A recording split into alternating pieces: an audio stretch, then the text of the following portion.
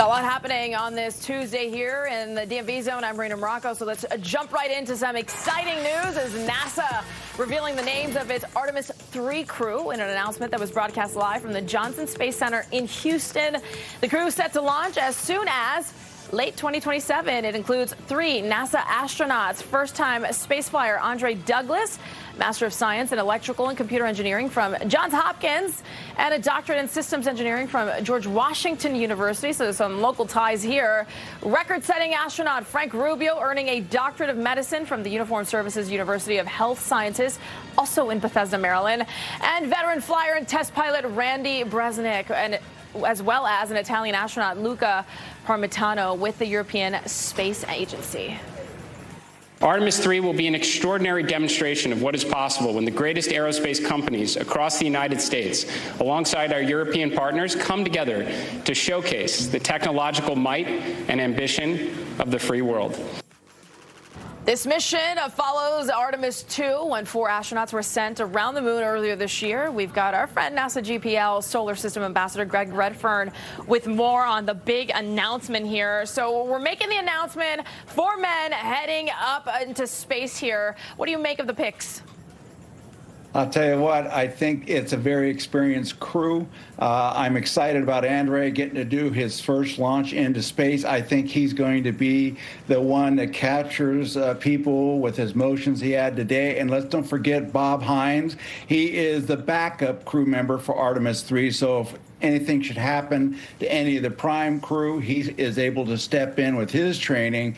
But I have to say that they picked a good guy to be the commander, Navy veteran, and we got a Navy flyer, although he's Marine, as being the commander, and Randy. Luca being the first ESA astronaut. He was a commander on ISS. He's a 3-time flyer. And then Frank, it's the second time he'd be up. It's a good group. So what is Artemis III's mission here? Because clearly for Artemis II, it was many different reasons, including going to the dark side of the moon, something we'd never seen before. But for this mission here, they're not landing on the moon. What they're going to be doing is so daunting, I swear. There's a great blog video I put up that shows the mission, but essentially what they're going to do is they're going to go into low Earth orbit, and they are going to test the lunar landing systems of both SpaceX and Blue Origin. They had never flown before.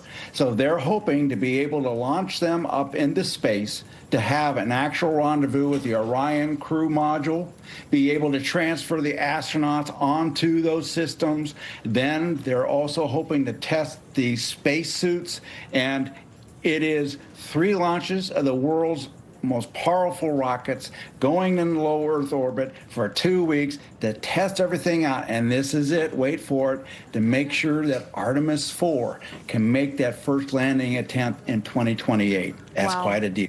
So every year it seems is 26. We had Artemis 2, 27 will be Artemis 3, and then 28, hopefully that timeline follows, will be Artemis 4. Are we thinking same timeline here as far as when, in the spring? Is that what we're thinking? I think it's going to be later in the year, Marina, because number one, they have to get Blue Origin and SpaceX, their hardware in place.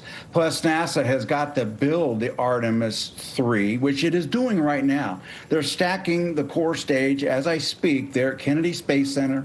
They just got all of the segments for the 2 solid rocket boosters shipped to Kennedy, and it's there. And they're getting ready to put on all of the sections for the new heat shield to attach to Orion. So a lot of stuff has got to happen. I think it's going to be late 28.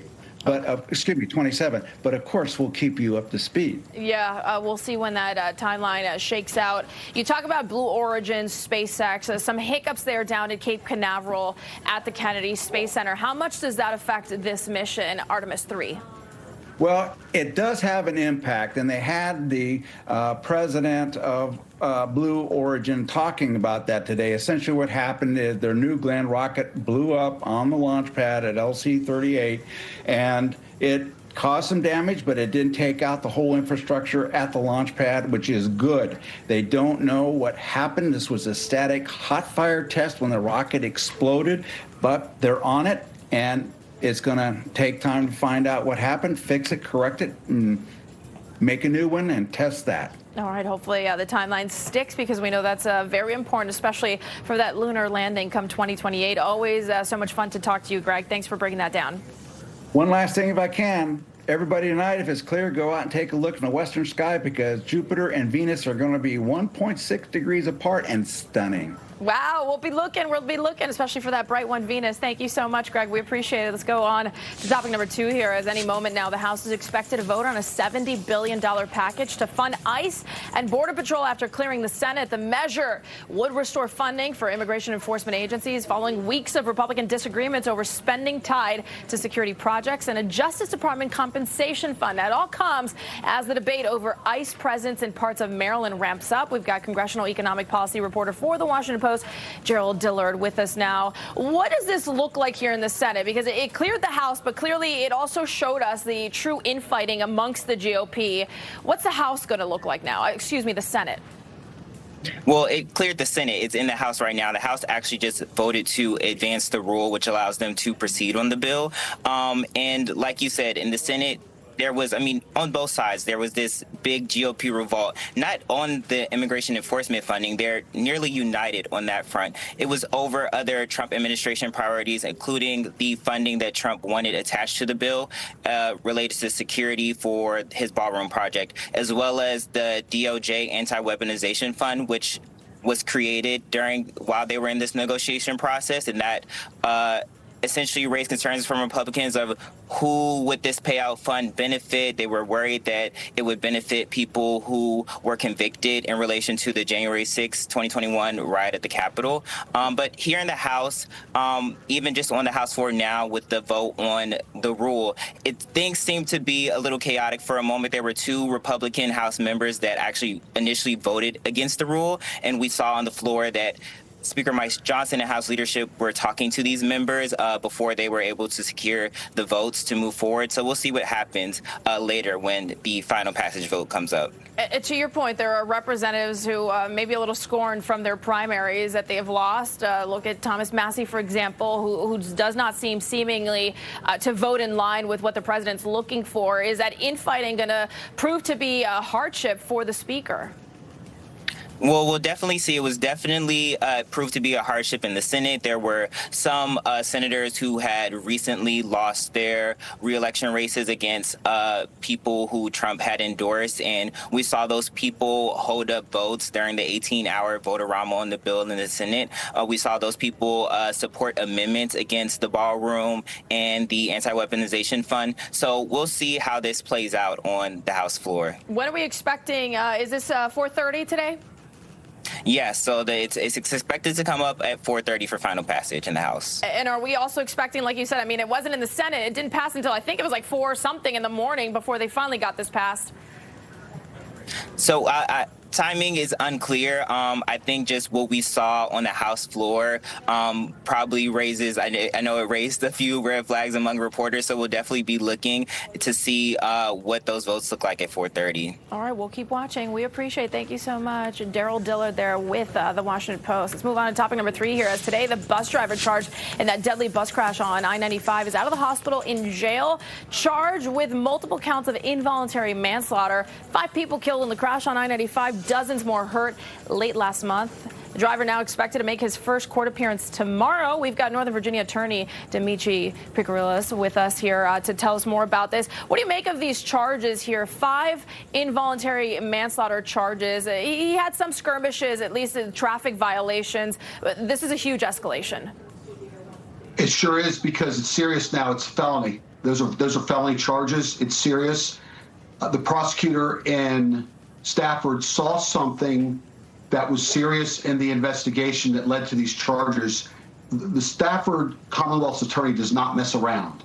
That is one tough office, and they don't bring cases without something behind it. So there's something there, I truly believe, based on my 34 and a half years of experience in Northern Virginia. What we had heard right from investigators, this was a work zone, and there was to slow the speed limit. It seemed like from investigators that bus never slowed down speed. Now, it was overnight. Many other things that I'm sure that they will look at, including what the last 24, 48 hours look like for this driver that could have been contributing factors to this? Absolutely. I mean, you know, they looked at his driver's log and saw how long he had been driving for, no doubt. Maybe there was an internal camera that saw him sleeping or distracted, or maybe had a medical emergency. We just don't know. It could have been a lot of different things. The investigators know a lot more than we do right now.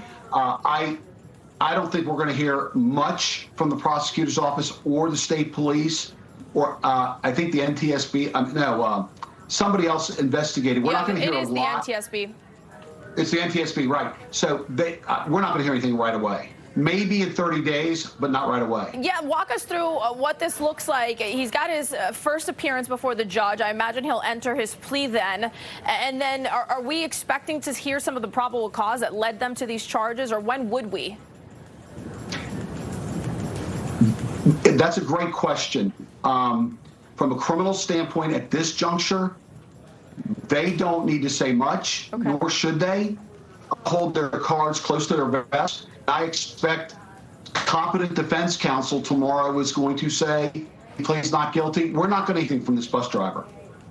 All right, well, we'll see. We know that he had a crash in Maryland. His charter bus there was licensed out of Charlotte, and over the past 2 years, they had a motor vehicle incident, but unclear if this bus driver was also at the helm. Nonetheless, 5 lives lost there in this tragedy. We'll wait and see what happens tomorrow in court. We appreciate your insight, Dimitri. Thanks for coming on the DMV Zone here at Last Second. My pleasure. Take care. We'll check in with the latest out of Iran after the break.